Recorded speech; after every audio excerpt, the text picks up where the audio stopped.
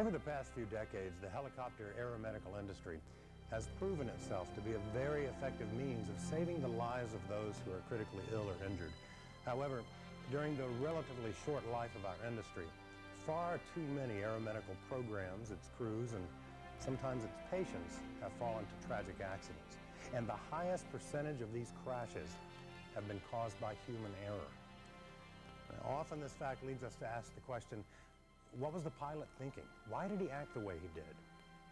And what's even more confusing is why are the same mistakes still being made over and over again throughout our industry? As you go through this training and watch the scenarios, we suggest that you heavily concentrate on the error chain depicted in each scenario and how these steps ultimately lead to a crash.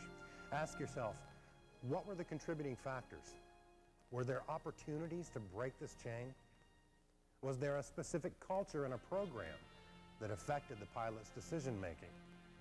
And finally, were there direct and/or indirect pressures that influenced the pilot's decision? And finally, before we begin with the scenarios, there are two major points to note. First, none of these scenarios are contrived. Each contain multiple contributing factors and influences taken directly from industry accident and incident reports, as well as confidential surveys recently completed by your peers concerning practices and safety problems within our industry. And second, this video would not be possible if it were not for the support of aeromedical helicopter operators, hospital programs, and their crews, as well as all of the other supporting agencies named in the closing credits of this video. These companies donated their equipment, personnel, and the display of their logos to demonstrate unsafe safety practices in the sincere hope that taking a proactive approach through this training will help to significantly improve the safety record of this worthwhile industry. Now let's begin with the first scenario.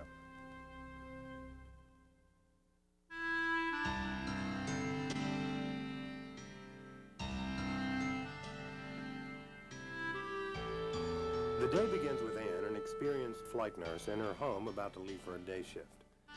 As she leaves, she promises her daughter that she will be home that evening to see her dance in a recital. The morning also starts with Skip, the day shift duty pilot, on the phone with his ex-wife. He is promising her that he will be there at 8 p.m. sharp to pick up the kids for their planned week-long camping trip. Skip's ex-wife reminds him that she too has an obligation that evening and would not appreciate him being late. The shift begins with Skip checking weather, which in the morning is VFR with haze, but is forecasted to diminish to IFR conditions by the end of the shift. This is a VFR program based at an airport. Following his weather check, Skip pre-flights the aircraft, while Anne checks all of the medical supplies and equipment on the aircraft along with Paul, a new flight medic who has just completed training during the past 2 weeks. Following the pre-flight activities, Skip, Anne, and Paul join a program staff meeting where the prior month's activity was reviewed. Flights are down, another flight program in the local area is turning up their marketing efforts, and the hospital administration is getting concerned. The day progresses with no flight requests. Skip keeps himself busy reading magazines while Anne and Paul inspect and clean their equipment. The weather has started to deteriorate, and the new forecast continues to support IFR conditions before the end of the shift. By mid-afternoon, the weather has lowered, with rain showers and mist also added to the amended forecast.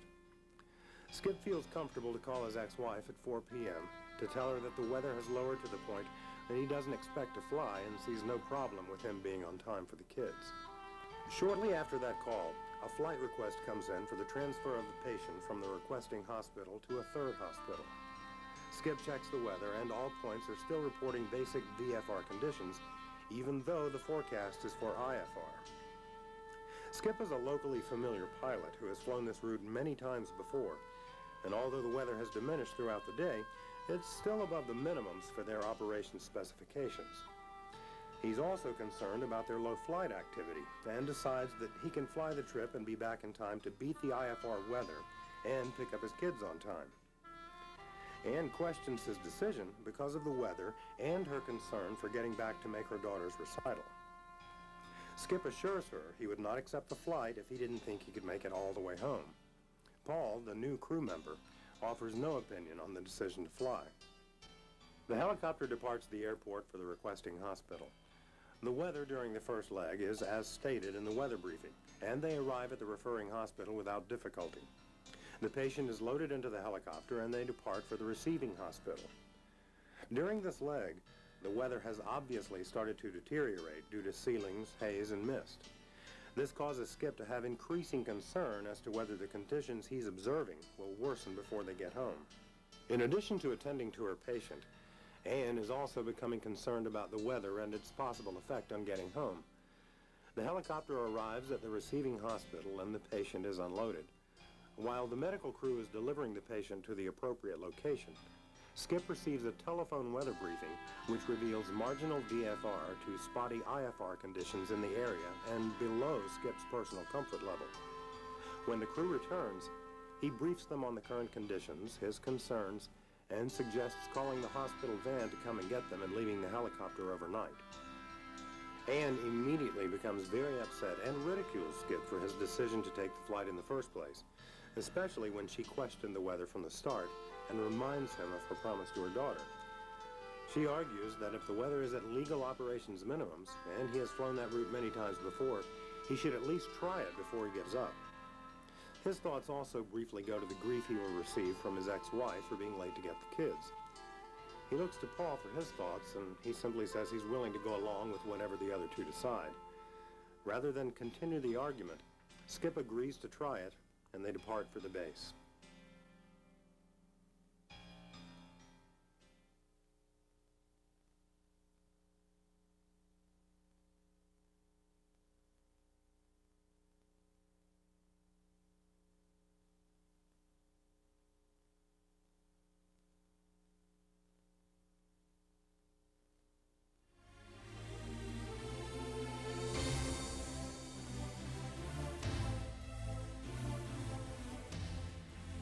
This hospital-based program has been in continuous service for 15 years and using the same vendor for the past 10 years.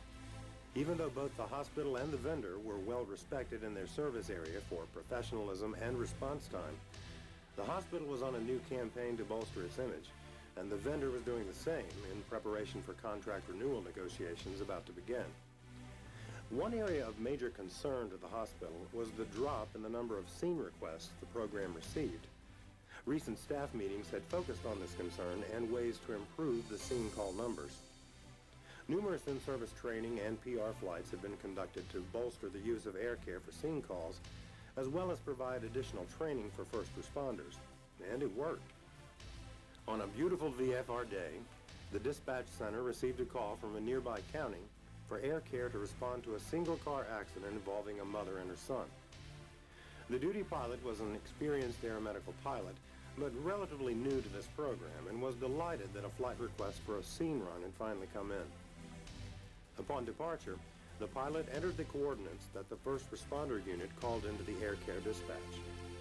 What the dispatch center and the pilot did not know is that the first responder called in incorrect coordinates, which would send the helicopter to a point in the county 15 miles away from the actual scene. When the pilot arrived at the point given, there was no sign of any accident or landing zone. Still new to the area, descriptions of highway numbers and intersections at the actual scene did not help. However, the medical crew was familiar with some of the landmarks they were over, and the pilot relayed this information to the local first responder. Additionally, the first responder's explanation of where they were allowed the air care dispatcher to look up the location on their county grid maps and plot their own lat longs to give to the pilot. The error was finally cleared up, and the helicopter proceeded to the actual scene location with an ETA of about 12 minutes later than planned. Because the mother was already removed from the vehicle and the helicopter had not arrived, EMS elected to send her by ambulance to a local hospital for initial evaluation. The landing zone was a field next to the road, and EMS and fire crews blocked the road from all traffic for the helicopter. The pilot landed the helicopter so as to position the loading side toward the accident, which also kept the tail rotor out of the direct path of the cruise. However, this put the tail into the wind. Since rescue crews were still working on extricating the child from the vehicle, the pilot elected to shut down the helicopter during the wait. Approximately 5 minutes later, the child was freed from the vehicle and loaded into the helicopter, It was obvious to the pilot that this child was in very bad condition and needed to get to the trauma center as quickly as possible. Once the area was clear of ground personnel, the pilot started the helicopter's #1 engine. During the process, a hot start occurred. The pilot glanced back at the medical crew to see them frantically working on this critically injured child. They had no clue that the hot start even occurred or that a problem might exist. The pilot tried the second engine, which started normally, followed by an acceptable restart of the first engine. He still had no idea if any damage had occurred and considered aborting the mission. However, with a blocked roadway, a critically injured child, and engines that seemed to be running fine, the pilot ultimately elected to depart for the trauma center.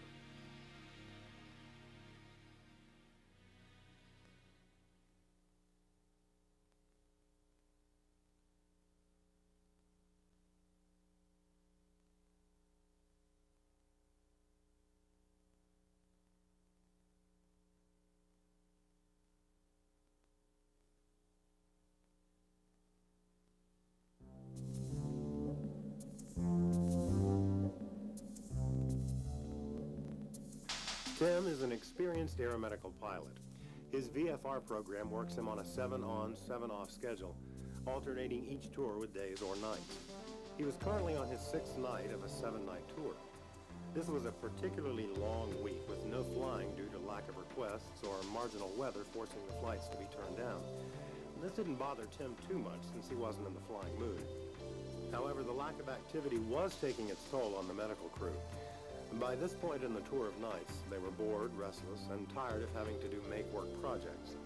In spite of the inactivity, Tim still didn't get much sleep during his nights on duty. He was concerned about his financial situation, which was strained due to a new home he and his wife were having constructed. In an attempt to alleviate some of his money concerns, he was working a second job during his off weeks and when he was on nights. Most of the work was for a friend of his who owned a fly fishing retail store. Tim was making good use of his outdoor skills and knowledge in retail sales by performing many functions at the store. He had worked there on this day up until it was time to leave to report for his duty shift at the hospital. The call came in at dusk for an inter-hospital transfer back to Tim's program base. The weather check revealed that the conditions were, at best, marginal VFR, with scattered rain showers and thunderstorms in the forecast. The weather was legal, but questionable. Additionally, the weather information at the location of the referring hospital was minimal. The doctor at the referring hospital was becoming concerned as to why it was taking so long for the helicopter service to decide whether they would be coming for the patient. He was a privately rated pilot and decided that the conditions were acceptable and phoned the helicopter pilot directly to advise him of this, and that this patient was in serious need of services they could not provide. Tim briefed the medical crew, and they suggested just having a look and turning back if it wasn't good. Tim decided to give it a try, and the helicopter and crew departed for the referring hospital. The weather didn't change, but it was not good. The workload was high, and Tim was continuously deviating around the rain showers. Upon arrival at the referring hospital, the weather was a little worse, but he found the hospital pad and landed without incident.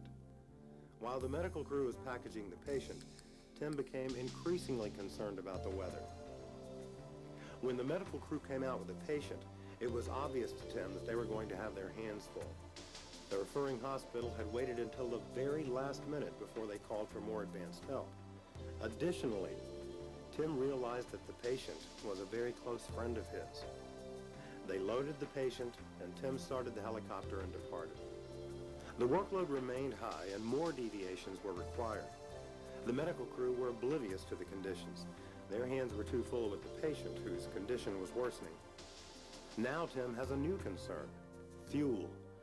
All the deviating has taken its share of his normal fuel, and he is unsure of his ability to safely make it back to his hospital without seriously compromising his fuel reserves, and there were no airports along the way to obtain fuel. Uncomfortable with the fact that he might land back at his hospital with only 10 to 15 minutes of fuel remaining, he is considering diverting to a nearby community hospital with a helipad. This would require the patient to have to complete the trip by ground. However, He was also concerned about the criticality of this patient and the urgent need to get to his hospital. Tim elected to continue on to the medical center.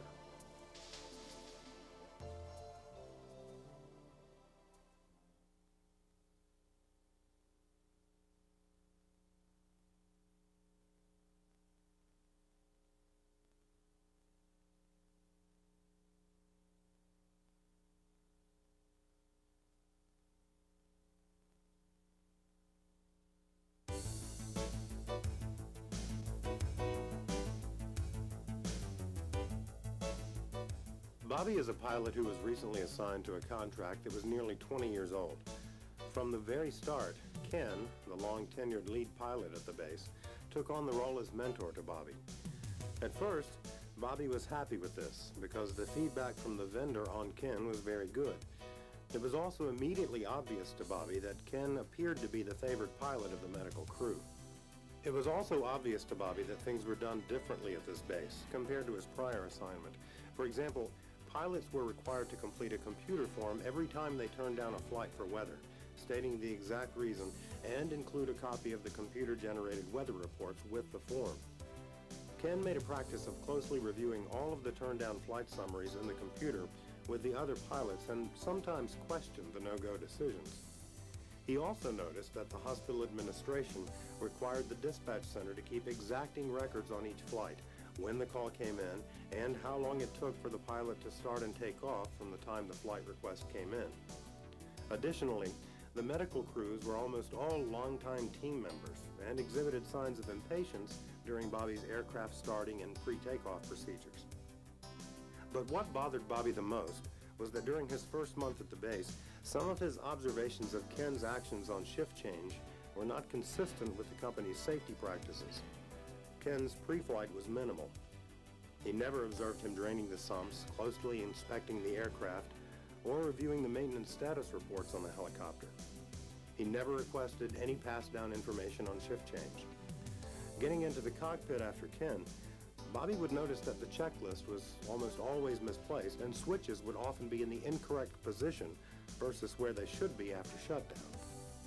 Recently, one of the newer medical crew members, Dave, who felt comfortable talking to Bobby, expressed that he was uneasy at times when flying with Ken. He explained that Ken seemed to accept flights under worse weather conditions than the other pilots would accept. Also, Ken often likes to fly much lower than the other pilots and seems to not mind going into much more hazardous landing zones for scene work.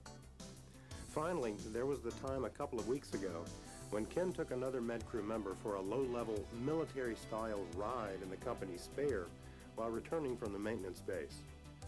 This crew member bragged how he got to sit up front while Ken flew low over a field, crow-hopped over trees, flew down a road at treetop level, and did extremely steep bank turns. Dave added that he wanted no part of this type of activity, but was afraid to say anything because he was so new to the program, and that the crew member, named John, enjoyed it so much. Not long after this conversation, a flight request came in for a 3-point transfer, and during the deadhead leg home back to the base after the patient was dropped, John tells Bobby that he should do a low-level run to initiate Dave, which hadn't been done yet, and give him a thrill, just like Ken does for all of the new med crew members. Bobby, trying to act like a part of the team he just joined, dropped down lower, but still within company and FAA guidelines. Although Dave had indicated that this was low enough for him, John pushed the issue and challenged Bobby to be as good of a pilot as his boss Ken.